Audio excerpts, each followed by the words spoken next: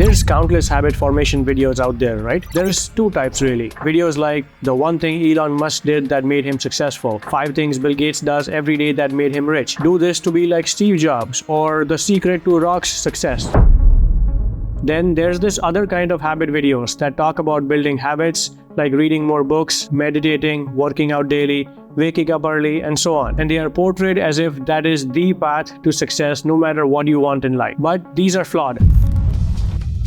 I mean, if somebody wants to get into the NBA and become the best basketball player out there, what is reading books going to do for them? If someone wants to become the world's best DJ, they will have to stay up till 2, 3, 4 a.m., maybe more. So wake up every day at 5 a.m. is terrible advice for them. Not everything applies to everyone the same way. Following a blueprint of an XYZ successful person is not the way to go with this. So instead of building specific habits, I want to talk about 5 specific mindset techniques that helps you build any habit that you want. Mindset values that will eventually make you more you, amplify your values, and understand what you really want out of your life. No way I'm great at this right now, but I'm trying my best to be better in my life using these. First one is highlight of the day.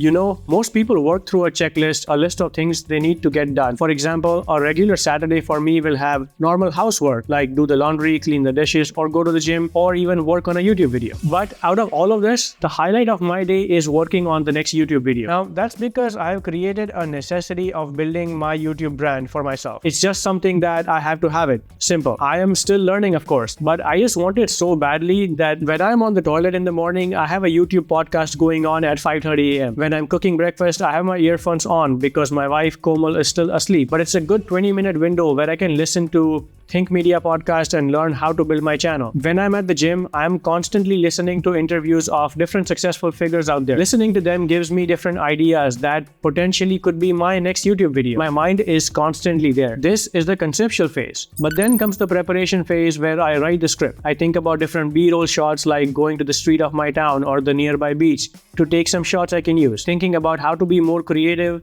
in the next video than the last one. Once all of this happens, now comes the time to bring it all together and edit it. It's a long process, I understand. But as I said, I have made it a necessity for myself that I want to build an established YouTube channel. I don't think that, oh, it's okay if I don't get 1,000 subscribers. It's okay if I don't make money out of it because I already have a primary income. That's not how I go with this anymore. I think that I just have to have this because that's going to give me more financial freedom and more time towards my family. That's what makes it the highlight of my day. The one thing that I have to fully focus on day in and day out. If you want, pause this video right now and think about what could be your highlight of the day. Think about what starts a fire inside you, what hypes you up. Let me know in the comments below. But even though this is the highlight of my day, I don't do that first thing in the morning. First thing in the morning, I eat a frog. Let me explain. It actually comes from the book Eat That Frog. The premise is this. In a regular day, we have a list of things we want to get through. That's cool, but which of those things are getting done? Let's be honest, the things that are hard for you, they are going at the end of the list. Now, if one of the items on the list is eating a frog, then that is definitely taking the last part, as that's the hardest thing you are going to do that day. But if you can start your day by eating a live frog, you have tackled the worst thing that's going to happen to you today. Your frog is the most crucial task of your day that you are most likely to defer, yet it has the highest impact on your outcomes. For me, my life frog is working out. Even though it's not the highlight of my day, that's the first thing I do because I know that it will have a major impact on my physical as well as my mental state. See, you have to ask yourself, what is the reason why you want to get better at it? I want to be better physically so I don't be a burden on my family. I'm doing this now so that when I'm 60, 70, 80 years old, I can still travel and go places. I want to be like this couple who I met on my trip to Alberta a few years ago, who were in their late 60s and they were on a 6-hour hike on top of a mountain with us. That's what I want. I'm doing this now so I can be capable to take care of myself 30, 40 years later. We have to understand what we are willing to sacrifice. Let's not call it sacrifice, let's call trade-off. What is going to happen if we do or don't eat that frog? We can weigh the consequences of both. So first of all, ask yourself what the why is.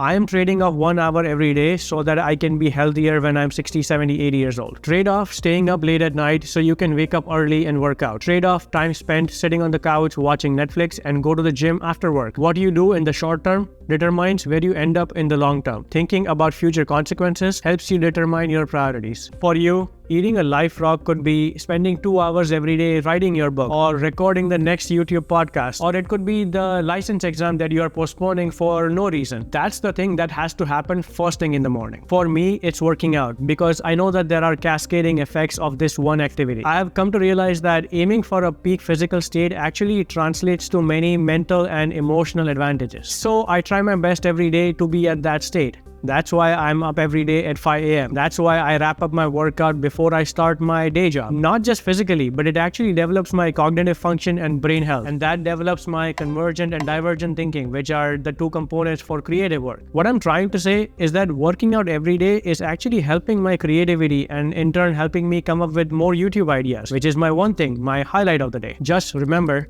developing the habit of doing the most important task or eating the biggest frog first thing in the morning primes you up for success. The next one is the countdown trick. The hardest part of tackling big things is getting started. But once you start, you'll be motivated to continue by the excitement of working on something that makes a difference. Steven Pressfield, in his book, The War of Art, talks about the biggest weapon against any type of success that we have as humans, and it's called resistance. Resistance is the negative force that tells you to stay at your job, don't take that risk of pursuing your dream. It tells you that it's okay to snooze that alarm, that it's okay to start working out tomorrow. So that's the force we are fighting against. So how do we combat that? We use the countdown trick, or how Mel Robbins puts it, the 5-second rule. The premise is simple. Anytime you want to do something, but there is this universal powerful force called the resistance stops you, you just start counting down 5, 4, 3, 2, 1, and boom. You just get up and start doing it. The point of this countdown is to help you avoid any kind of overthinking of what you should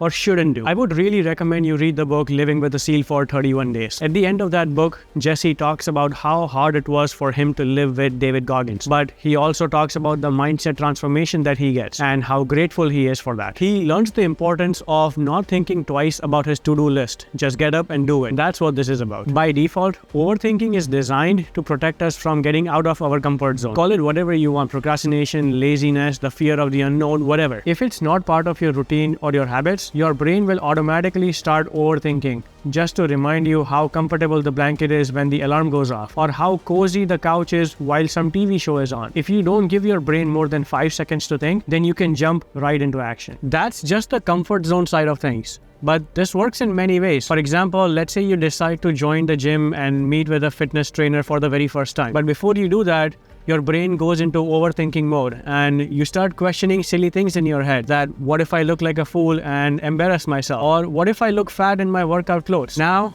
because you don't work out regularly, your brain fears this activity and you start making excuses of why you shouldn't do this. But if you use the 5-second rule, you can start counting down from 5, and before you hit 1, just message the fitness trainer and sign up for the first session with them. Once you sign up, now your brain is going to have a hard time getting out of this plan. And once you do this, that's when you realize that, it wasn't as bad as you thought it is going to be. And that, my friend, is the very first step of building true, authentic habits. Keep building on this energy, this momentum, stimulate your mind on doing important things. The feeling of satisfaction you get from finishing a big job is going to motivate you to do even more. The next one is the 2-day rule. The 2-day rule comes from the famous YouTuber, Matt D'Avella. Matt, if you're watching this, know that I started my channel because of you, and for that, I love you. 2-day rule essentially means whatever you are trying to do, whatever habit you are building and plan on working daily, you cannot skip that 2 days in a row. It's as simple as that. The reason this technique works well is because by default, our brains are terrible at remembering. That's why it's easy to get excited when January 1st rolls around and you start working on a new habit. But it's just as easy to forget about it the next day, and before January ends, you have already given up. The way to make sure that you stay on track is to set some rules. To avoid the trap of resistance, using the 2-day rule actually helps you be more consistent. It's a constant reminder.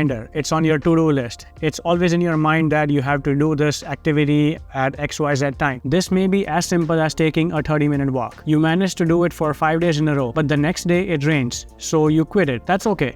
But the next day you find a way. you get an umbrella and step outside. Or if you have a treadmill at home, that works too. If that doesn't work, you can just plug in your earphones or pick up your Kindle and just walk around your house for 30 minutes. I have done that many times to hit my 10,000 steps goal. A practical way of maintaining your streak is to keep a calendar lying around every day that is easily visible. I keep it on my island every day. Every time you finish your activity, just mark it on your calendar and don't break the streak. Even if you break it, that's okay, but you gotta bounce back the following day. Momentum is such a crucial force. If you skip one day, that's okay. But if you skip 2 days in a row, now it makes it so much easier to skip the third day as well. And now the momentum is gone. And now it's so much harder for us to start all of this again. And that's all it takes to forget about your purpose, the reason why you wanted to build this habit. And that's the day the snooze button is hit and the blanket overpowers us. And the last one is read self-development books. See, I'm a big believer of whatever you keep repeating out loud or in your mind will eventually happen. The brain is too powerful, yet too dumb at the same time. Whatever you tell it repeatedly, it's going to believe that. And that's why, as corny as it sounds, I read self-development, self-help books every day. I know that after reading a few books, in most self-help books, the information repeats itself. There is nothing groundbreaking about this, but it's a good reminder on a daily basis of what truly matters. I have a few things in life I want to ace at, but it's a daily decision of working towards it or away from it. A book like Slight Edge by Jeff Olson reminds me that every decision we make in the micro is affecting us in the macro. We don't realize, but every action or inaction will add up, will count towards my outcome. It will be a factor when I don't reach my goal. I recently finished the book Never Finished by David Goggins just by reading 10 minutes every day post breakfast. But that 10-minute actually ignited such a fire in me that I never skipped the gym. If a guy like Goggins can run Moab's 240 mile on a barely functioning body, what lazy ass excuse do I have that I don't want to go to the gym today? In the last month, while working out, I was listening to Extreme Ownership on Audible. It's a book about leadership, but it's so much more to it than just that. It's a way of portraying that when you change your mindset to it's not really your fault, but it's your responsibility to fix it, it's just so much more liberating, because at least now you know that whatever the outcome is, it's up to you. It's under your control. And if it's up to you, you have the capacity to change it, and it's nobody else's fault. In the last 6 months, I signed up with a fitness coach and I was able to lose 20 pounds. Is it good? Yeah, it's good. But is it really super impressive? Not really. I could have easily lost way more in 6 months. But it's my fault that I indulged in some pizzas, chocolates, sodas along the way. So it's totally under my control. But these last 6 months have really changed my mindset, and that's because now I understand what I need to do going forward. That's what extreme ownership is all about. That's just a fitness example, but that can be applied to anything out there. You could be a commanding officer in the army, a CEO of a company, or a parent of a toddler. But if you really want change, in most cases, it is under your control. You can shut this video off right now, get defensive, call me an whatever. But if we really dissect every one of our problems, we'll see that there is something in our control that will help us achieve a better outcome. Now, getting back to this point, imagine reading these books every day. It could be Kindle reading, hard copies, listening to Audible, listening to podcasts, watching YouTube videos, whatever you prefer. If you surround yourself with this energy every day, if you dive into the world of personal development every day, doesn't matter if you are going to have a crappy day. At least you are giving yourselves, your mind, a fighting chance that you are going to come out stronger on the other side. I hope I'm not coming across as someone who has figured it all out, because I clearly haven't. There will always be some things in our lives that will take us away from our routines, take us away from our vision, our goal of life. I definitely have those days. We all do.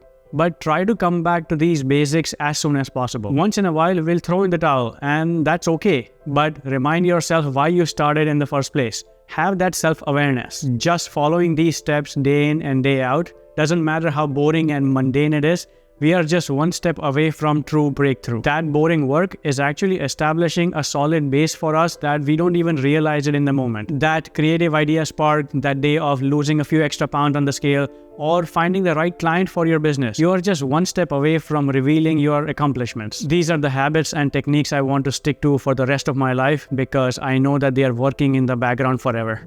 Hope that helped. See you in the next one.